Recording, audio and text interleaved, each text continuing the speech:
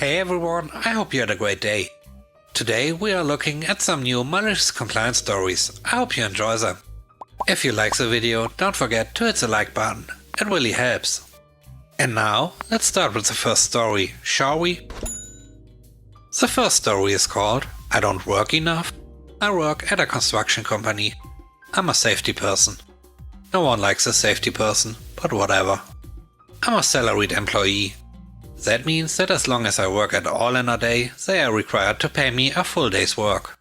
Furthermore, my employment offer did not state a certain expectation of hours to work in order to complete my job.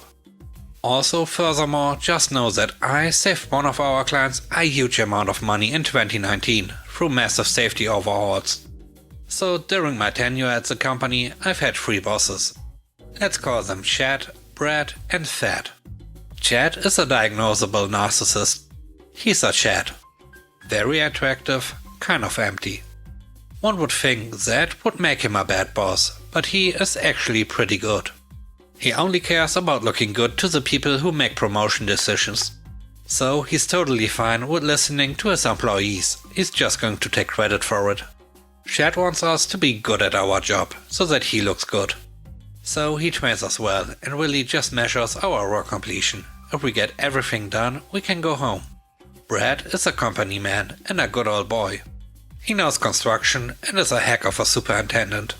He understands that our job often requires long hours, but cares about his employees a lot. So if you get your stuff done, he doesn't want to see you. He wants you to and will order you to go home and relax, because you never know when you'll have to work a super long day. And he wants us at our best for that. Under Chad's tenure, I averaged probably 8 to 9 hours a day. Under Brad, it was closer to 7. I got my job done, I went home. I came in with enough time to prepare for my first meetings of the day. There was no set schedule. I did work based on what work needed to be done. Enter Thad. Thad is a collar buttoned all the way up sort of boss. He micromanages to no end. We'll spend 3 hours reviewing a PowerPoint. And he will send out a message at 8 PM to have us update 1 slide's worth of bullet points because he doesn't like the formatting. Thad informs the team that the expectation from the company is that we work no fewer than 50 hours a week, period. We are expected to be at work by 6 AM and leave no sooner than 4 PM. This is legal because we are exempt salaried employees. Thad has an underling manager whose breaches are a little too big. Let's call him bad. He takes great pride in enforcing these and other absurd rules. On this particular day, I had a deposition for my divorce looming.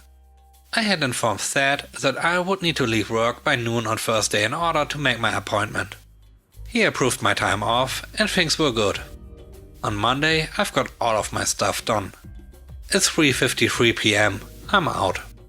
I get a text from Bad as I'm walking to my car.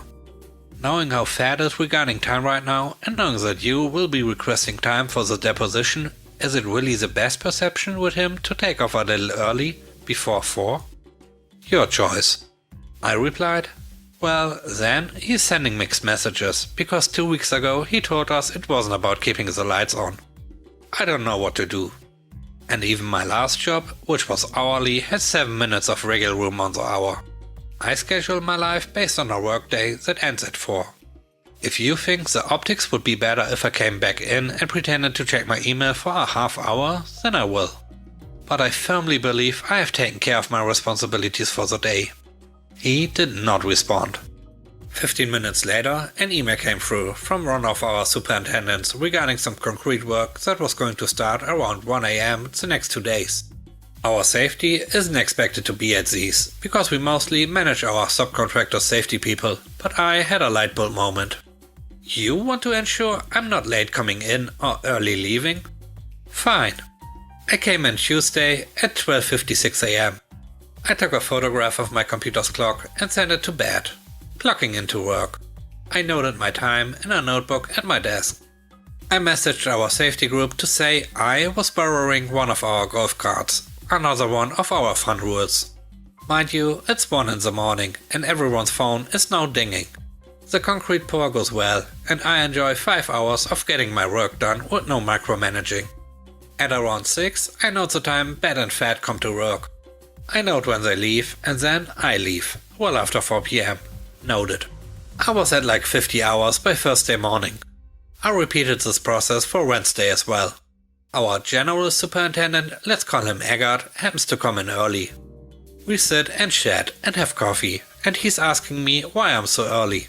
I straight up tell him that I'm being maliciously compliant. He chuckles. You're a jerk. I love it. Friday morning, Fat approaches me, appearing defeated. Apparently, he's had a chat with Eggert. He tells me I have worked a lot of hours that week. I can go home. I don't need to be tracking hours, and that I now need to ask for approval to work outside of normal hours. And that he doesn't care if I leave a few minutes early, as long as I've got everything done for the next day too. I get it in writing, and now get to leave at 3:53 if I want, and must leave by 4, while Fat works late to get all of his micromanagement done. Meanwhile, Eggert, who is on the hiring, firing and promotion panel, thinks I'm a pretty cool dudette with the fortitude to stand up to a boss. The next story is called Using the Overtime Rule.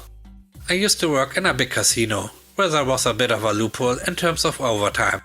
You could sign up for an overtime shift before or after your regular pay shift. We quickly worked out that you could work an overtime shift before your regular one, get double the pay, then call in sick for your regular shift. As a result, HR started getting pretty cranky and started demanding a reason for calling in sick, which is illegal where we are. We were lucky to have a great union behind us, and they quickly told us what to say. Why aren't you coming in? There's a problem with my eyes. What's wrong with your eyes? I can't see myself coming to work. I remember walking past the pit boss's desk one shift, and every reason was problem with eyes. They stopped asking us for a reason shortly after. They also changed the overtime rules, but it was good while it lasted. The last story is called Dress Code Compliance. This was many years ago, when I was in my early 20s. I worked for a pretty popular department store in the shoe department.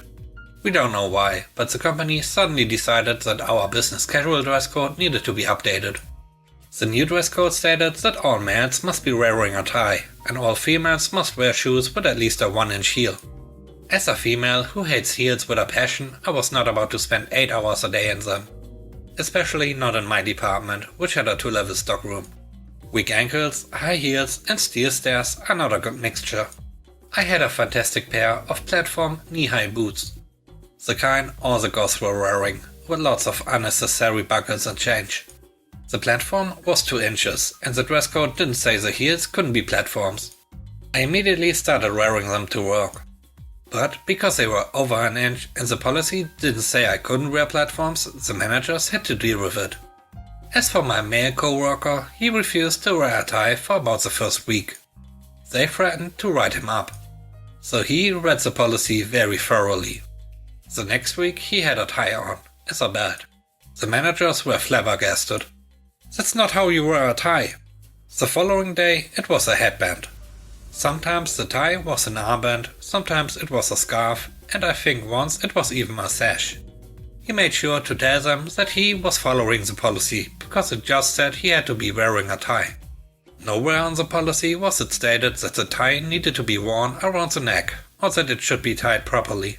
It took the managers the better part of 3 months to get corporate to update the dress code with more details on the proper shoes and how to wear a tie. By then, both of us had moved to the stocking team, who didn't have to follow the dress code. They got to wear jeans and t-shirts and sneakers on the stocking team. It was a lot of fun watching the managers try to figure out how to correct our outfits when we were all within the policy's rules. Thanks for watching the video. I hope you enjoyed it. If you did, please consider subscribing to the channel for more content. Let me know what you think about the stories in the comment section below. Have a great day. Bye bye.